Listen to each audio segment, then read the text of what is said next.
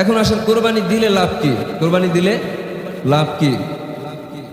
হযরত আয়েশা রাদিয়াল্লাহু তাআলা আনহা থেকে বর্ণিত, তিনি বলেন রাসূল করিম সাল্লাল্লাহু আলাইহি ওয়াসাল্লাম বলেছেন, মা আমিলা আদামিয়্যুম মিন আমালিন ইয়াওমান নাহরি আহাব্বু ইলাল্লাহি মিন ইহরাকিদ দামি। কোরবানির দিন আল্লাহ তাআলার কাছে কোরবানি দাতার কোরবানির জন্তু জবে করে রক্ত প্রবাহিত করার আমলের চেয়ে শ্রেষ্ঠ আর কোনো আমল নাই। কোরবানির দিন, ঈদের দিন কোরবানি দাতার জন্তু জবে করে রক্ত প্রবাহিত করার আমলের চেয়ে শ্রেষ্ঠ আর কোনো কি নাই? আমল নাই। আল্লাহ তাআলার নিকট সব থেকে শ্রেষ্ঠ আমল হচ্ছে কোরবানির দিন বান্দাবান্দি কোরবানির পশু জবে করে রক্ত প্রবাহিত করা। বুঝে আসছে কথা? এরপরে দ্বিতীয় ফজিলত হলো আন যায়েদ ইবনে আরকাম রাদিয়াল্লাহু তাআলা আনহু قال আসহাবু রাসূলিল্লাহি সাল্লাল্লাহু আলাইহি ওয়াসাল্লাম, হযরত যায়েদ ইবনে আরকাম রাদিয়াল্লাহু তাআলা আনহু থেকে বর্ণিত, তিনি বলেন রাসূল করিম সাল্লাল্লাহু আলাইহি ওয়াসাল্লামের সাহাবায়ে কেরাম রাদিয়াল্লাহু তাআলা আনহুম আজমাইন একদিন রাসূল করিম সাল্লাল্লাহু আলাইহি ওয়াসাল্লামকে প্রশ্ন করলেন, ইয়া রাসূলুল্লাহ মা হাদিহিল আযাহিয়্যু, হে আল্লাহর রাসূল এই কুরবানি এটা কি? এই কুরবানি এটা কি মূলত? قال সুন্নাত আবিকুম ইব্রাহিম রাহমাতুল লিল আলামিন সাল্লাল্লাহু আলাইহি ওয়াসাল্লাম বললেন, এটা তোমাদের মুসলিম জাতির পিতা ইব্রাহিম আলাইহিস সালাতু ওয়াস সালামের সুন্নাত। এটা হলো তোমাদের মুসলিম জাতির পিতা ইব্রাহিম আলাইহিস সালাতু ওয়াস সালামের সুন্নাত। قالوا فما لنا فيها يا رسول الله, সাহাবায়ে কেরাম রাদিয়াল্লাহু তাআলা আনহুম আজমাইন জিজ্ঞাসা করলেন, হে আল্লাহর রাসূল ফামা লানা ফিহা ইয়া রাসূলুল্লাহ, এই কুরবানির আমল যদি আমরা করি, আমরা যদি কুরবানি দেই, এই কুরবানি দেওয়ার মাঝে আমাদের জন্য কি বিনিময় রয়েছে, কি প্রতিদান রয়েছে? কি বিনিময় রয়েছে, কি প্রতিদান রয়েছে? قال بكل شعرة حسنة رحمة للعالمين সাল্লাল্লাহু আলাইহি ওয়াসাল্লাম বলেন, আমার সাহাবায়ে কেরাম শোনো, তোমরা যদি কুরবানি দাও, তোমাদের কুরবানির জন্তুর প্রত্যেকটি পশমের বিনিময় একটি করে নেকি পাবে। বলেন না সুবহানাল্লাহ। কুরবানির জন্তুর প্রত্যেকটি পশমের বিনিময় কি পাবেন? সওয়াব পাবেন। قالوا فالسوف يا رسول الله, সাহাবায়ে কেরাম রাদিয়াল্লাহু তাআলা আজমাইন আবার প্রশ্ন করলেন, আবার জানতে চাইলেন, হে আল্লাহর রাসূল পশুর যে পশম বলতে আমরা যা বুঝি, এগুলার অন্তরালে এক ধরনের নরম উল পশম থাকে। কি থাকে? পশমের ভিতরেও এক ধরনের নরম উল পশম থাকে, যেগুলা অভ্যন্তরে থাকে, দেখা যায় না, ঠিক না? থাকে কি থাকে না? কিংবা বেড়ার পশমকে, বেড়ার গায়ে পশম বেশি থাকে এবং উল জাতীয় থাকে, এটাকে সুফ বলা হয় আরবিতে। সুফ ওই পশমকে বলা হয় এটা উল জাতীয় হয়, বেড়ার গায়ের পশম। সাহাবায়ে কেরাম রাদিয়াল্লাহু তাআলা আজমাইন জানতে চাইলেন, ফাসসুফ ইয়া রাসূলুল্লাহ, আল্লাহ বেড়ার গায়ের উল পশমের বিনিময়ে কি সওয়াব পাওয়া যাবে? রাহমাতুল লিল আলামিন সাল্লাল্লাহু আলাইহি ওয়াসাল্লাম বলেন, قال بكل شعرة من السوف حسنة, বেড়ার উল পশমের প্রত্যেকটি পশমের বিনিময়ে তোমাদের জন্য একটি করে নেকি রয়েছে। সবাই জোরে বলুন না সুবহানাল্লাহ। বুঝছেন কথা? এজন্য কুরবানির ফজিলত অনেক বেশি। আপনি সারা দিন সারা সপ্তাহ গণ্য একটা পশুর লং গণ্য শেষ করতে পারবেন? পারবেন না, শেষ করতে পারবেন না। এজন্য সওয়াবের উদ্দেশ্যে আমরা কোরবানি দেই, যাদের উপরে বিশেষ করে কোরবানি ওয়াজিব, সাহেবুল মাল, আমরা 7.5 ভরি স্বর্ণ কিংবা 52 ভরি রূপার সম পরিমাণ মূল্যের পরিমাণ অর্থ আমাদের যাদের কাছে বিদ্যমান রয়েছে, আমরা প্রত্যেকে কোরবানি নিয়ত করি। প্রত্যেকে কি করি? কোরবানি নিয়ত করে ফেলি। এরপরে হাদিসের ভিতরে আসছে হযরত আয়েশা সিদ্দিকা রাদিয়াল্লাহু তাআলা আনহা থেকে বর্ণিত, তিনি বলেন, আকামা রাসূলুল্লাহ সাল্লাল্লাহু আলাইহি ওয়াসাল্লাম বিল মাদিনাতি 10 সিরিনা ইউদহি, রাহমাতুল লিল আলামিন সাল্লাল্লাহু আলাইহি ওয়াসাল্লাম 40 বছর বয়সে উপনীত হওয়ার পরে নবুয়ত লাভ করেছেন। কয় বছর বয়সে? এই 40 বছর বয়সে নবুয়ত লাভ করার পর তিনি 63 বছর পর্যন্ত বেঁচে ছিলেন। 63 বছর বয়সে ওফাত হয়ে দুনিয়া থেকে বিদায় নিয়ে চলে গেছেন। নবুয়ত লাভ করার পর নবুয়তের জিন্দেগিটা 2 ভাগে বিভক্ত। প্রথম 13 বছর মক্কায় অবস্থান করেছেন। 13 বছর অমুসলিম কাফির বদদিনের জুলুম নির্যাতন সইতে না পাইরা আল্লাহর নির্দেশে 13 বছর অতিক্রান্ত হওয়ার পর আল্লাহর নির্দেশে মদিনায় হিজরত করেছেন। কোথায়? মদিনায় হিজরত করেছেন। মদিনায় গিয়ে 10 বছর ছিলেন। 10 আর 13 মোট কত বছর হয়? 23 বছর। হযরত আয়েশা সিদ্দিকা রাদিয়াল্লাহু তাআলা আনহা বলেন, আকামা রাসূলুল্লাহ সাল্লাল্লাহু আলাইহি ওয়াসাল্লাম বিল মাদিনাতি 10 সিনিনা ইউদাহি। রাহমাতুল লিল আলামিন সাল্লাল্লাহু আলাইহি ওয়াসাল্লাম মক্কা থেকে হিজরত করে মদিনায় আসলেন। মদিনায় আসার পর যে 10 বছর মদিনায় অবস্থান করেছেন, 10 বছরের 10 বছরই কুরবানি করেছেন, 1 বছরও কুরবানি ছেড়ে দেন নাই। বলেন না সুবহানাল্লাহ। আমরা সেই মুহাম্মদ সাল্লাল্লাহু আলাইহি ওয়াসাল্লামের উম্মত। এই হাদিস থেকেই তো জানা যায় যে কুরবানির গুরুত্ব কত বেশি। রাসূল সাল্লাল্লাহু আলাইহি ওয়াসাল্লাম একটি বছরও কুরবানি কি করেন নাই? ছেড়ে দেন নাই। একটি বছর কুরবানি কাজা করেন নাই। এরপরে 4 নম্বর হাদিস, রাসূল করিম সাল্লাল্লাহু আলাইহি ওয়াসাল্লাম বলেন, ইন্নাহা লাতাতি ইয়াউমাল কিয়ামাতি বিকুরুনিহা। আমার উম্মতরে তোমরা যাইনা রাখো, তোমাদের যে ব্যক্তি কুরবানি দিবে, কুরবানির পশু কাল কিয়ামতের ময়দানে হাজির হবে।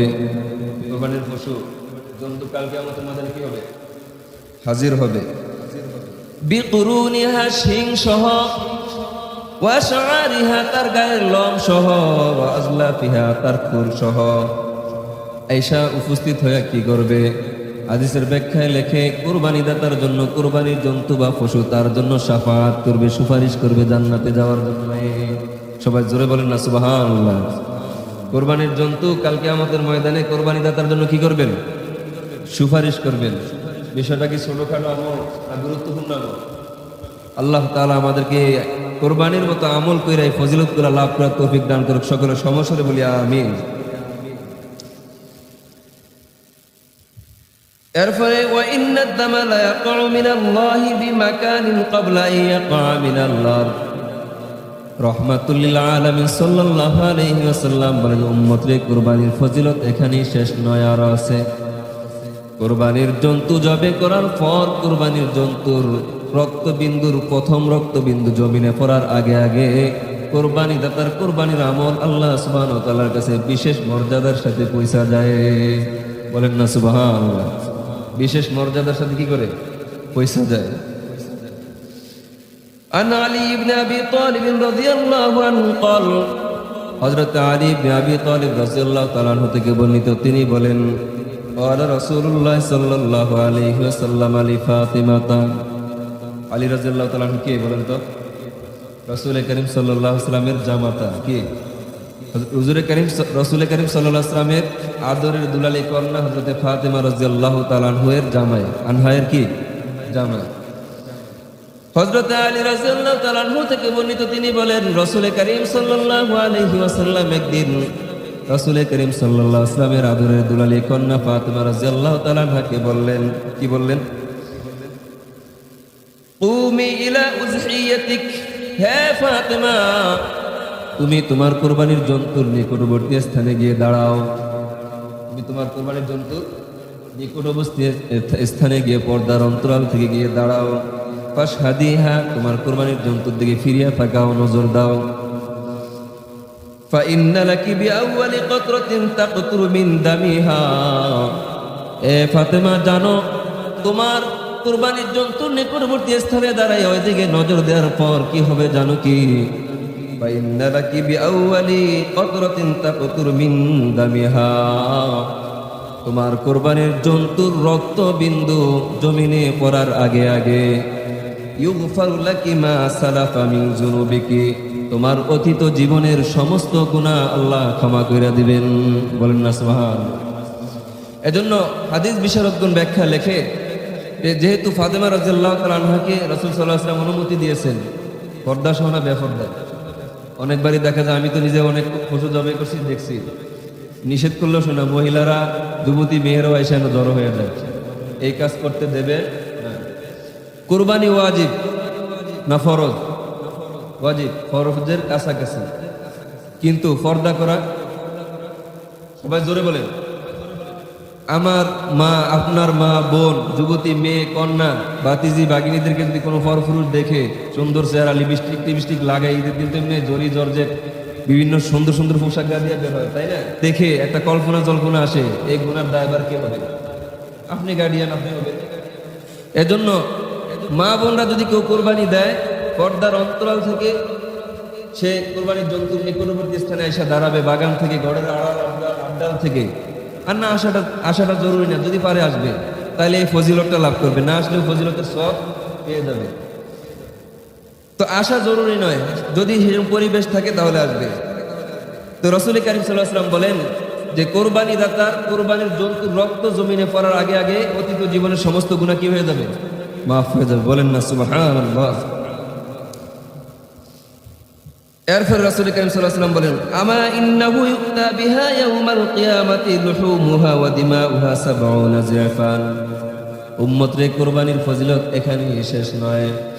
কাল কিয়ামতের ময়দানে তোমরা যারা কোরবানি দিবা, তোমাদের কোরবানির জন্তুর রক্ত, কোরবানির জন্তুর পশুর মাংস, নেক আমলের ওজনের পাল্লায় ওজন দেয়া হবে, 70 গুণ বাড়ায়া ওজন দেয়া হবে, 70 গুণ বাড়ায়া ওজন করা হবে। 70 গুণ বাড়ায়া। আপনি দান চাল কিনতে যান, প্রতি 1 কেজিতে যদি 100 গ্রাম বাড়ায়া দেয় চাল, আপনি খুশি না বেজার? কাল কিয়ামতের ময়দানে রাসূল কারীম সাল্লাল্লাহু আলাইহি ওয়াসাল্লাম বলেছেন, কোরবানি দাতার কোরবানির জন্তুর রক্ত মাংস মিজানের পাল্লা ওজন করা হবে 70 গুণ বাড়ায়া। 70 গুণ কি করে বাড়ায়া? খুশি হবেন না বেজার হবেন? খুশির বিষয় না বেজারের বিষয়? খুশির বিষয়। আল্লাহ তাআলা আমাদেরকে আমল করার তৌফিক দান করুন। হাত্তা তুযউ ফি মিজানিক, ওজন করা হবে তোমার আমলের পাল্লায়, এবং সেই অনুপাতে তোমাকে বিনিময় দেয়া হবে। বলেন না সুবহানাল্লাহ। فقال ابو سعيد الخدري رضي الله تعالى عنه, হযরত আবু সাঈদ খুদরি রাদিয়াল্লাহু তাআলা আনহু বলেন, আয় রাসূলুল্লাহ, আল্লাহর রাসূল, আহাদিহি লিআলি মুহাম্মাদিন খাসাতান আম লিআলি মুহাম্মাদিন ওয়ান নাসি আম্মাতান। হযরত আবু সাঈদ খুদরি রাদিয়াল্লাহু তাআলা বলেন, ইয়া রাসূলুল্লাহ, এই সমস্ত ফজিলত কি শুধু আপনি নবী পরিবারের জন্য, নাকি নবী পরিবারের জন্য এবং কিয়ামত পর্যন্ত আনেওয়ালা উম্মতদের জন্য আমভাবে? فقال لا بل لآل محمد والناس أجمعين রাহমাতুল লিল আলামিন সাল্লাল্লাহু আলাইহি ওয়াসাল্লাম বলেন, হে আবু সাঈদ খুদরি, ভালো কইরা শুনো, উম্মতকে জানায়া দাও, এই আমলের ফজিলত শুধু উম্মতে মুহাম্মদ সাল্লাল্লাহু আলাইহি ওয়াসাল্লামের পরিবারের জন্য খাস নয়, বরং মুহাম্মদ সাল্লাল্লাহু আলাইহি ওয়াসাল্লামের পরিবার এবং কিয়ামত পর্যন্ত যত মানুষ কোরবানির আমল করবে সবার জন্য। বলেন না সুবহানাল্লাহ। এরপর রাহমাতুল লিল আলামিন সাল্লাল্লাহু আলাইহি ওয়াসাল্লাম বলেন, বিকুল্লি কতরাতিন হাসানাতুন, প্রত্যেকটি রক্তের ফোঁটার বিনিময়ে সওয়াব দেওয়া হবে। প্রত্যেকটি রক্তের ফোঁটার বিনিময়ে কি দেওয়া হবে? সওয়াব দেওয়া হবে। এর ফলে রাহমাতুল্লাহ আলাইহি সাল্লাল্লাহু আলাইহি ওয়াসাল্লাম বলেন, মান তাহা তাইয়িবাতান বিহা নাফসুহু মুহতাসিবাতান লিউযহিয়াতি কানাত লাহু হিজাবান মিনান নার। রাহমাতুল্লাহ আলামিন সাল্লাল্লাহু আলাইহি ওয়াসাল্লাম বলেন, উম্মত রে, তোমাদের যে ব্যক্তি কোরবানি দিবে, ভালো করে শুনেন, তোমাদের যে ব্যক্তি কোরবানি দিবে, উদ্দেশ্য একমাত্র রবকে সন্তুষ্টি করা, ব্যয়কে দেখানো নয়, সমাজকে দেখানো নয়। মানুষ তাকে কোরবানি দাতা বলবে, বড়লোক বলবে, ধনী বলবে, দাতা বলবে, এই সমস্ত কোনো উদ্দেশ্য কি নাই। গোস্ত খাওয়া, মাংস খাওয়া উদ্দেশ্য নয়, উদ্দেশ্য একমাত্র রেজায়ে মাওলা। এই জন্যই সে কোরবানি দিছে, যে কোরবানি দিলে রব খুশি হবেন। এই জন্য কি দিছে? কোরবানি দিছে।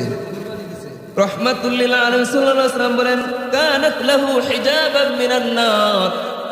কাল কিয়ামতের ময়দানে এরকম স্বচ্ছ দিল নিয়ে আল্লাহর সন্তুষ্টির উদ্দেশ্যে যে ব্যক্তি কোরবানি দিবে, কিয়ামতের ময়দানে কোরবানি দাতার মাঝে আর জাহান্নামীর মাঝে একটা পর্দা ফালাইয়া দিবেন। বলেন না সুবহানাল্লাহ।